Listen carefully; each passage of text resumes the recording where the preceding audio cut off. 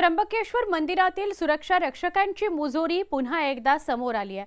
दर्शनाकरता गेलेल्या नाशिकच्या सूर्यवंशी कुटुंबियांना सुरक्षा रक्षकांनी धक्काबुक्की केली आणि मारहाण केली असा आरोप करण्यात आलाय।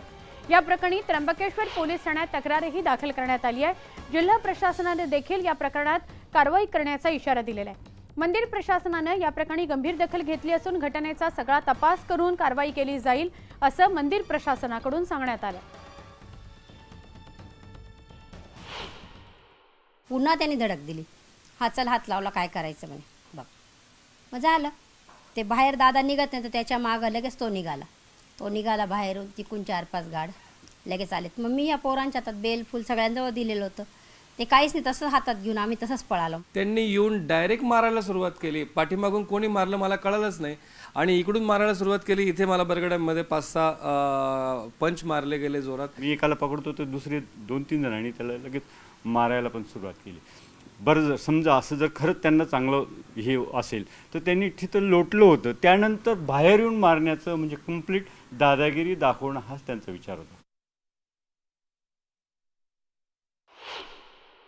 धक्काबुक्की होण्याचं प्रकरण आणि मारहाण होण्याचं प्रकरण हे जेव्हा आम्ही ऐकलं तेव्हापासून आम्ही ह्याच्या मागे आहे, आम्ही अहवाल मागितलेली आहे। ह्यामध्ये सर्व जे पक्ष आहे त्यांच्या म्हणणं एकूणच आणि त्याच्यासोबतच जे काही कोणी दोषी जर ह्यामध्ये आढळला तर त्यांच्यावर नक्की कारवाई करण्याचा आम्ही निर्णय घेतलेला आहे।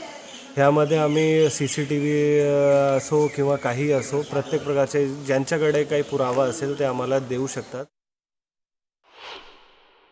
तीर्थ चढवण्याची जी विनंती एका भाविकाने केली त्यावेळी आतमध्ये पूजा चालू होती आणि तसं त्यांना सांगण्यात आलं, परंतु तरीही तो भाविक तिथून हलेना।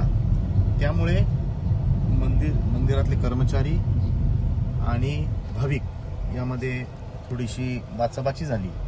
त्यांना बाहेर काढत असताना त्या आजींना काहीतरी पाय अटकून त्या एका पायरीवर पडल्या आणि पुढील चौकशी आम्ही करत आहोत।